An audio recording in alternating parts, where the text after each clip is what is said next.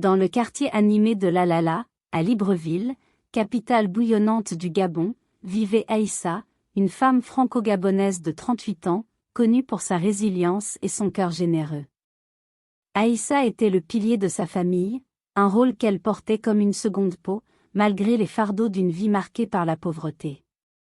Elle partageait une maison modeste en tôle, aux murs fissurés par les pluies tropicales, avec sa mère, Rose, affaiblie par une toux chronique, ses deux jeunes frères, Kofi, 16 ans, et Étienne, 12 ans, et son neveu, Junior, 10 ans, qu'elle élevait comme son propre fils depuis que sa sœur aînée, partie chercher du travail à Port-Gentil, n'avait plus donné de nouvelles. La vie d'Aïssa était un combat incessant. Chaque matin, avant que le soleil ne teinte les ruelles poussiéreuses de Lalala, elle se levait pour pétrir la pâte des beignets qu'elle vendait au marché de Montbouet. L'odeur de l'huile chaude et les cris des vendeurs emplissaient l'air tandis qu'elle servait ses clients, un sourire fatigué sur le visage. Ensuite, elle courait à son emploi de secrétaire dans une petite entreprise de télécommunications, où elle triait des dossiers et répondait au téléphone pour un salaire à peine suffisant pour nourrir sa famille.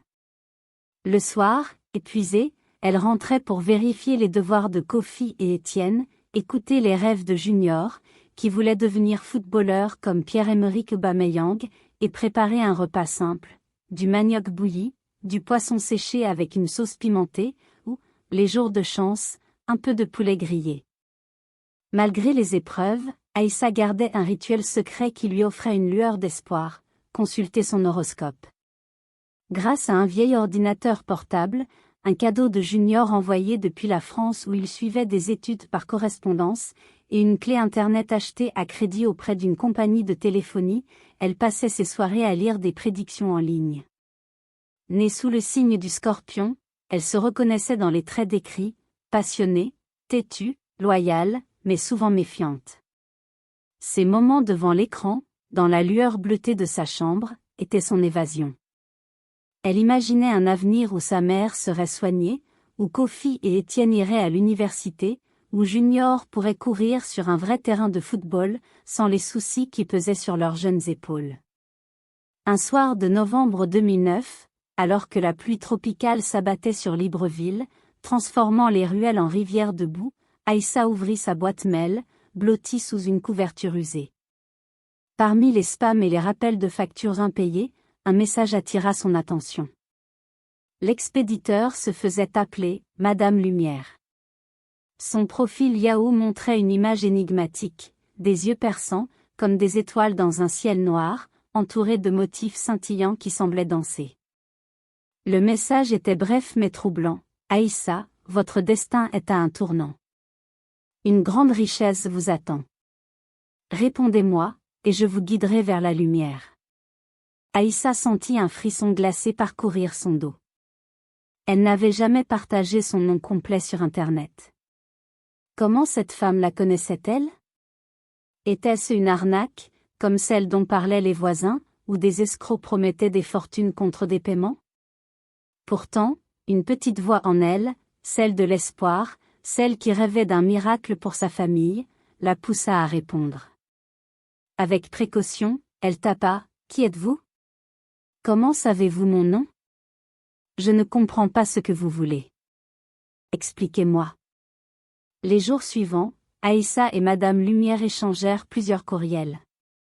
La femme écrivait avec une chaleur qui semblait sincère, presque maternelle, comme une vieille tante qui connaît tous vos secrets. Elle se présentait comme une voyante dotée d'un don rare, capable de lire l'avenir des âmes pures. « Aïssa, vous êtes une femme exceptionnelle », écrivait-elle. « Je vois votre cœur, votre lutte quotidienne pour votre famille. Vous méritez mieux que cette vie de privation.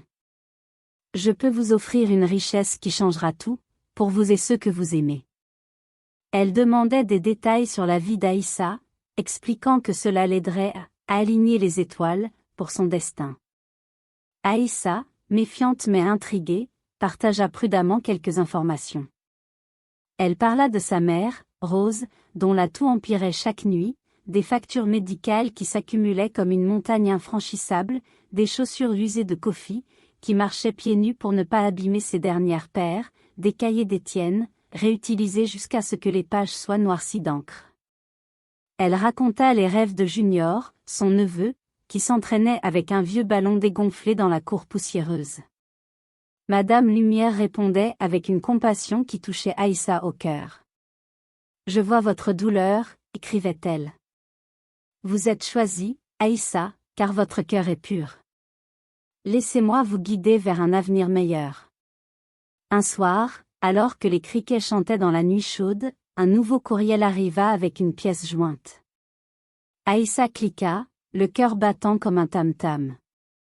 L'image montrait un symbole étrange, un cercle parfait contenant 2 triangles entrelacés, entourés de motifs complexes qui semblaient vibrer sous ses yeux.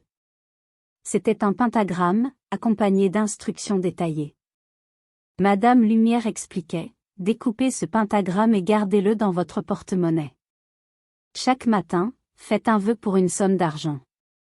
Cet argent apparaîtra, mais vous devez le dépenser entièrement dans la journée. Ne parlez de ceci à personne, c'est la première règle. Le 7 décembre, entrez dans une pièce fermée, tracez ce symbole au sol, placez-vous au centre et récitez la prière que je vous enverrai. Alors, la richesse sera vôtre pour toujours, et votre famille ne manquera plus jamais de rien. » Aïssa relut le message plusieurs fois, son esprit oscillant entre l'excitation et une peur sourde. L'idée semblait folle, presque trop belle pour être vraie. Elle imagina payer les dettes de sa famille, acheter une maison avec un toit qui ne fuit pas, envoyer Kofi et Étienne à l'université, offrir à Junior un vrai ballon et des chaussures de foot. Mais une voix intérieure, celle des histoires de sa grand-mère, la mettait en garde. Elle se souvenait des contes racontés sous le manguier familial, sur les esprits qui offraient des cadeaux empoisonnés, des pactes qui promettaient la richesse mais volaient l'âme. Pourquoi elle, parmi tous les pauvres du Gabon? Pourquoi ce secret absolu? Et cette prière, était-ce un rituel innocent ou un pacte avec des forces obscures? Les jours passèrent, et le pentagramme hantait les pensées d'Aïssa comme une chanson entêtante.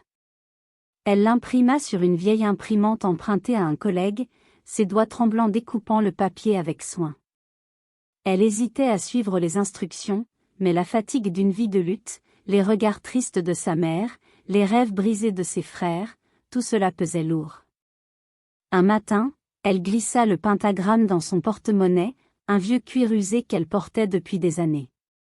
Avant de partir au marché, elle murmura un vœu timide, 50 000 francs CFA. Elle n'y croyait pas vraiment, mais au marché, en ouvrant son sac pour payer un sac de manioc, elle trouva une liasse de billets soigneusement pliés, exactement 50 000 francs. Son cœur s'emballa, ses mains tremblaient. Était-ce une coïncidence? Une erreur? Elle dépensa l'argent comme indiqué, achetant du poisson frais, des légumes colorés, et un petit ballon pour Junior, qui sauta de joie en le voyant. Le lendemain, elle tenta un vœu plus audacieux, 100 000 francs CFA. À nouveau, l'argent apparut dans son sac, comme par magie. Aïssa commença à rêver plus grand. Elle paya une facture d'hôpital pour sa mère, acheta des uniformes scolaires neufs pour Kofi et Étienne, et organisa un festin pour ses voisins, du poulet grillé, du riz parfumé au lait de coco, des bananes plantains frites, et même des boissons sucrées, un luxe rare dans le quartier. Les enfants riaient, les voisins dansaient au son d'un vieux poste radio, et pendant un instant, Aïssa se sentit légère, comme si la vie pouvait enfin sourire. Elle voyait le bonheur dans les yeux de Junior, qui courait avec son nouveau ballon, et dans le sourire de sa mère, qui mangeait avec appétit pour la première fois depuis des semaines. Mais chaque soir, une angoisse sourde grandissait. Le 7 décembre approchait, et l'idée de réciter une prière dans un cercle tracé au sol la terrifiait. Elle se souvenait des mises en garde de sa grand-mère. « Méfie-toi des cadeaux qui viennent trop facilement, Aïssa. Les esprits ne donnent jamais sans prendre. » Elle voulut en parler à Mado, sa meilleure amie, une femme pragmatique qui vendait des pagnes colorées au marché de Montbouet. Mado avait toujours une réponse sage, un proverbe ou une blague pour apaiser les soucis. Mais chaque fois qu'Aïssa ouvrait la bouche, les mots de Madame Lumière résonnaient comme une malédiction. Ne parlez à personne, où tout s'effondrera. Elle se sentait prisonnière, partagée entre l'espoir d'un avenir meilleur et la peur d'un prix caché. Les semaines passèrent, et l'argent continuait d'apparaître, comme une rivière qui ne s'arrête jamais. Aïssa acheta des médicaments coûteux pour sa mère, des livres neufs pour Étienne, et même une petite télévision pour la maison, un luxe qui faisait briller les yeux de Junior.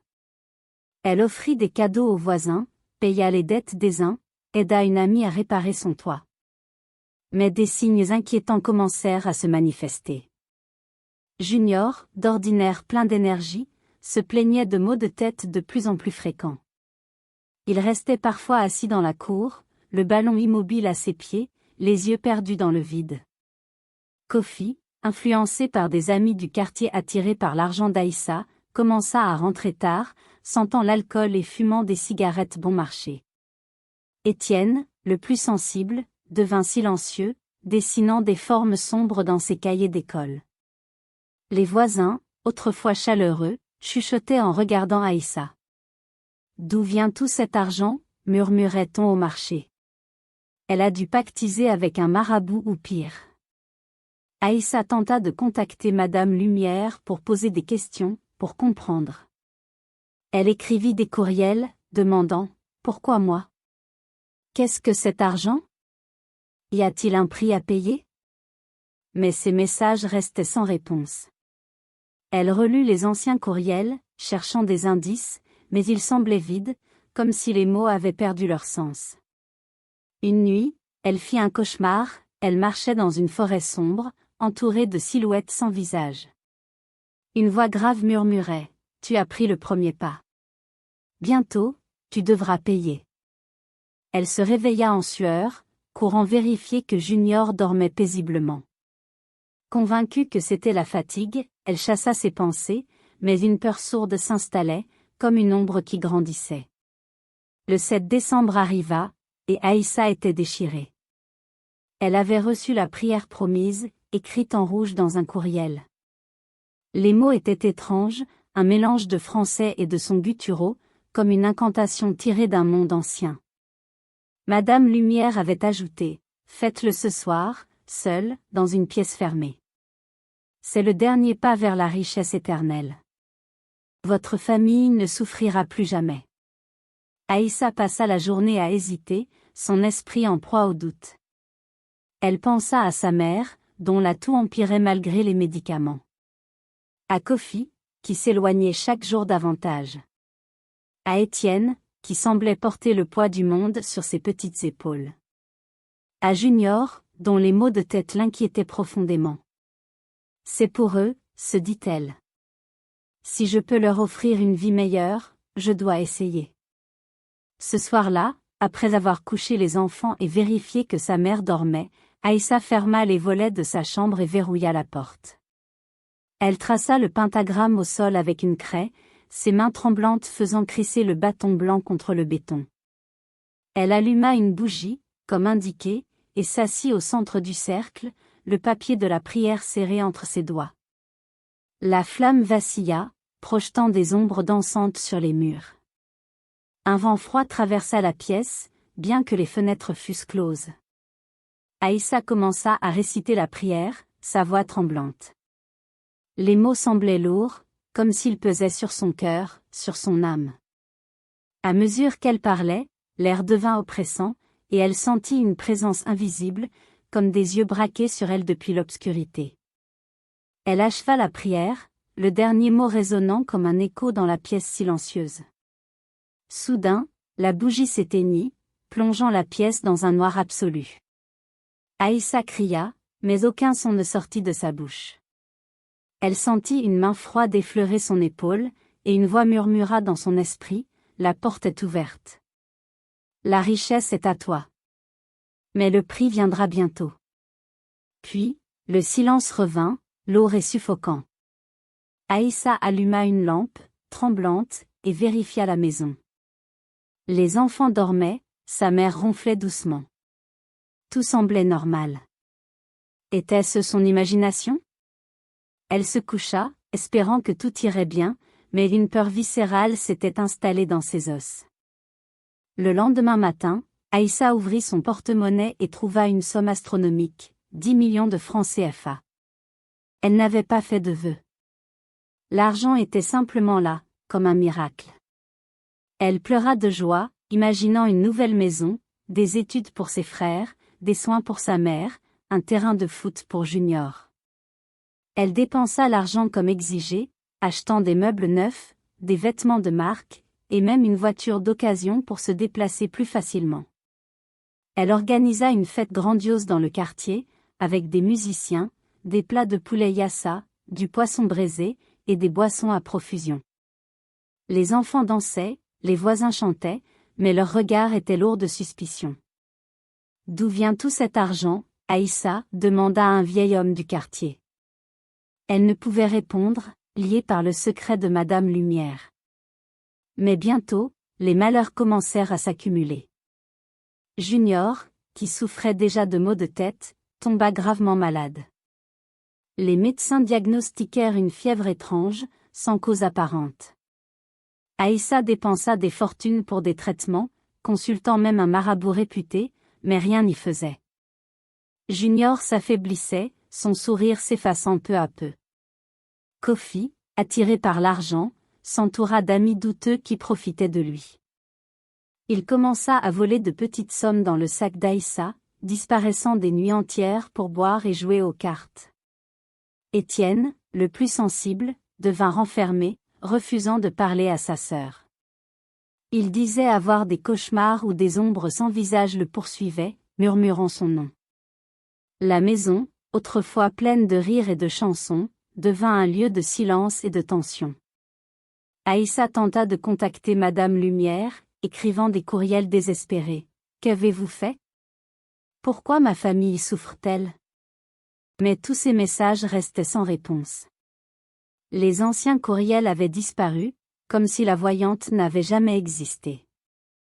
L'argent continuait d'apparaître, mais chaque franc dépensé semblait creuser un vide dans son cœur. Sa mère, Rose, qui allait mieux grâce aux nouveaux médicaments, devint suspicieuse. « Aïssa, cet argent n'est pas propre, » murmurait-elle, les yeux pleins de larmes. « Tu as fait quelque chose de mal, n'est-ce pas ?»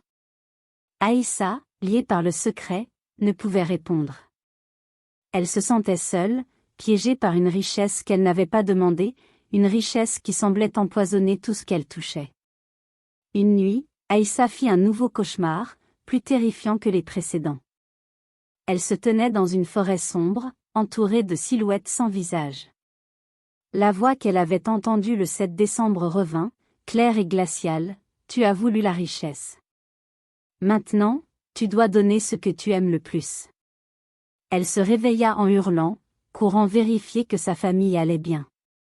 Mais le lendemain, la tragédie frappa comme un éclair. Junior, affaibli par sa maladie, s'effondra dans la cour en jouant avec son ballon. Aïssa l'emmena à l'hôpital, pleurant et priant tout le long du trajet. Les médecins, impuissants, secouaient la tête. « Son corps s'éteint, » dirent-ils.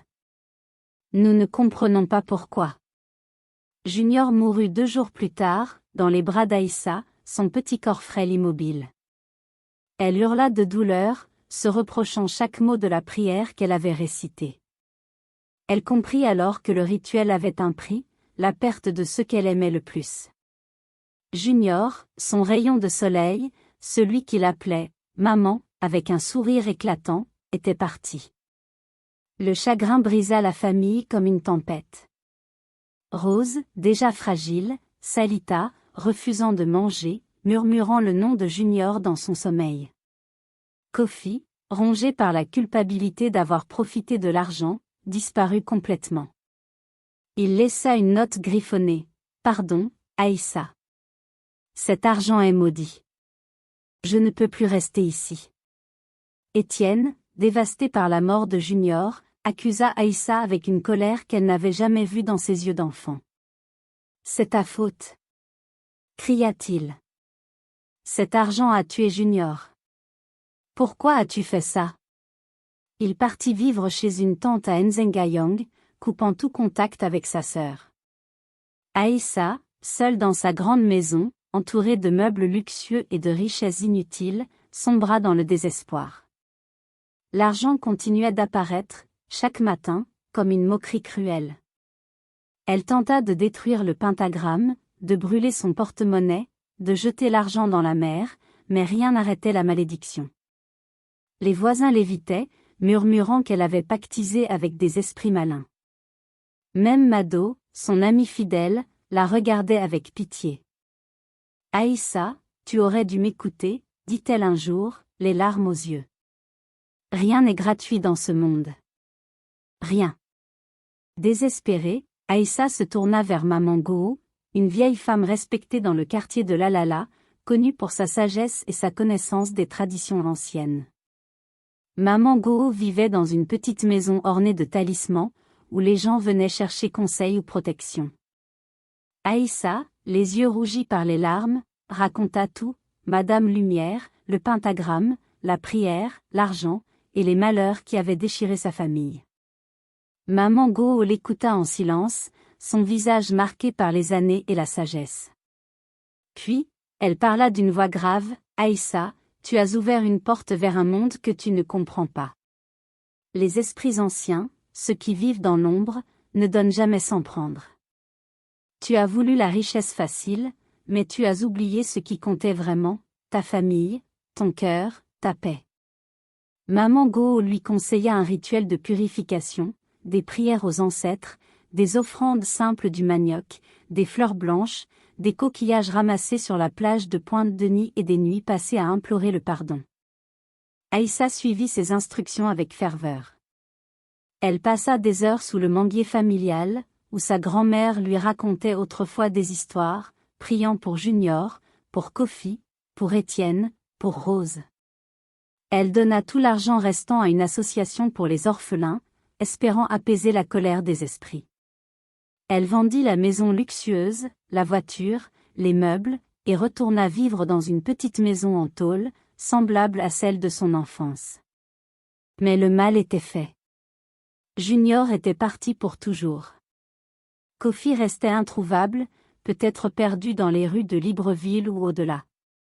Étienne refusait de lui parler, son cœur brisé par la perte de Junior. Rose, affaiblie par le chagrin, s'éteignit quelques mois plus tard, murmurant dans son dernier souffle, « Aïssa, pourquoi as-tu fait ça ?» Aïssa, dévastée, porta seule le poids de ses pertes, un fardeau qui semblait écraser son âme. Aïssa, désormais seule, ne consulta plus jamais son horoscope. L'ordinateur resta éteint, couvert de poussière, un rappel douloureux de sa chute.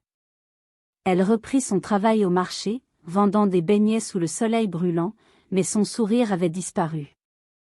Les gens du quartier la regardaient avec un mélange de pitié et de crainte, murmurant l'histoire de la femme qui avait vendu son âme pour de l'argent.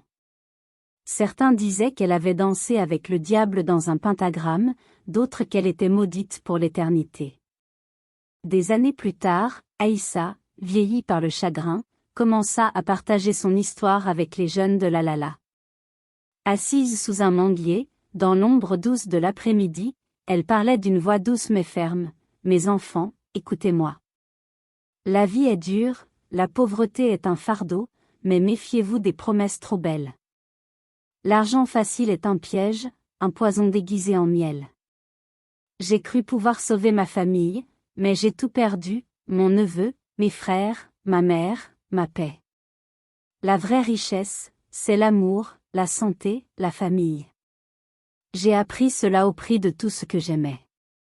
Ne faites pas la même erreur. » Son histoire devint une légende à Libreville, transmise comme un conte traditionnel gabonais, riche en leçons. Les mères la racontaient à leurs enfants pour leur apprendre la prudence. Les pasteurs l'évoquaient dans leurs sermons, rappelant que la tentation peut détruire. Les griots la chantaient sous les étoiles, leur voix portant le poids de la tragédie d'Aïssa. Elle devint un symbole, non pas de triomphe, mais d'un avertissement. Certains choix, une fois faits, ne peuvent être défaits. Aïssa vécut le reste de sa vie dans la simplicité, portant le poids de ses regrets. Chaque nuit, elle rêvait de Junior, de ses rires, de ses rêves de footballeur. Chaque matin, elle se levait, déterminée à partager son histoire pour protéger d'autres âmes des pièges qu'elle avait rencontrés. L'histoire d'Aïssa traversa les générations, comme une rivière qui coule à travers le temps. À Libreville, dans les quartiers de Lalala, de Nzengayang ou au marché de Montbouet, on parlait encore d'elle, des décennies plus tard. Les enfants apprenaient son nom, les anciens secouaient la tête en murmurant son histoire. Elle était devenue un conte moral, un rappel que la quête de la richesse facile peut détruire ce qui compte vraiment, la famille, l'amour, l'honneur. Aïssa, marquée par la tragédie, ne retrouva jamais la joie d'autrefois, mais elle trouva un but dans son malheur, sauver d'autres âmes du piège qui l'avait engloutie. Et ainsi, son sacrifice, bien que douloureux, devint une lumière pour les autres, une lumière née non pas de la richesse, mais de la vérité.